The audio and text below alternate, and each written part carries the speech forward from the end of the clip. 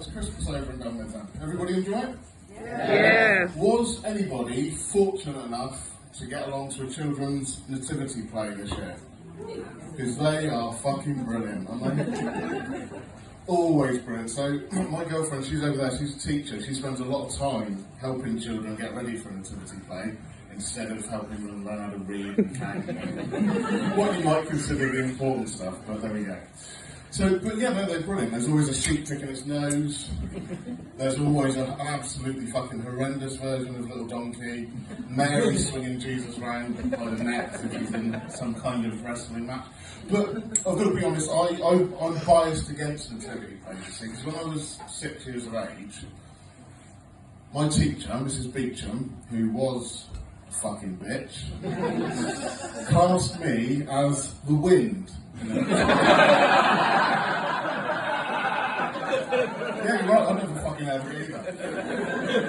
My role as the wind, though, was to spin around. No, sorry, I was wearing one of her pleated skirts around my neck, and I had to spin around, going woo, around the wind. But it turned out in rehearsals, I wasn't very good at this. I had to go out into the corridor outside the classroom and practice up and down the corridor. So there's little 6-year-old Zach spinning around going woo, I am the wind, until another teacher came out of her class and asked me what the fuck I thought I was doing. So yeah, that's nativity plays, and that's why I'm against them. I'm 46 now, I know it hardly looks possible, but 40 years ago that happened and I'm still not over it.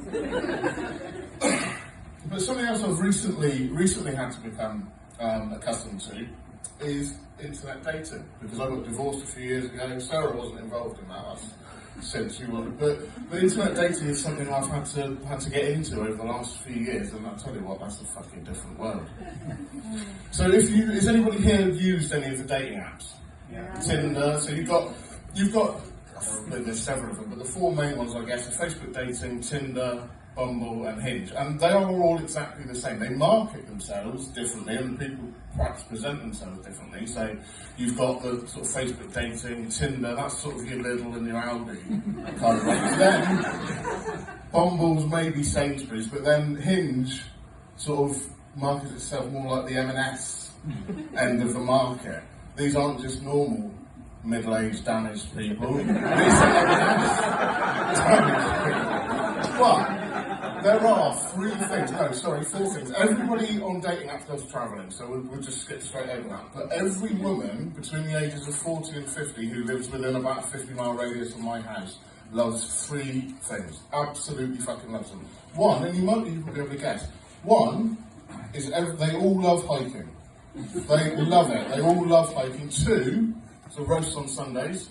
You've got to have a roast on Sundays, apparently. And the third one that every middle-aged woman within 50 miles of my house absolutely fucking loves is paddleboarding.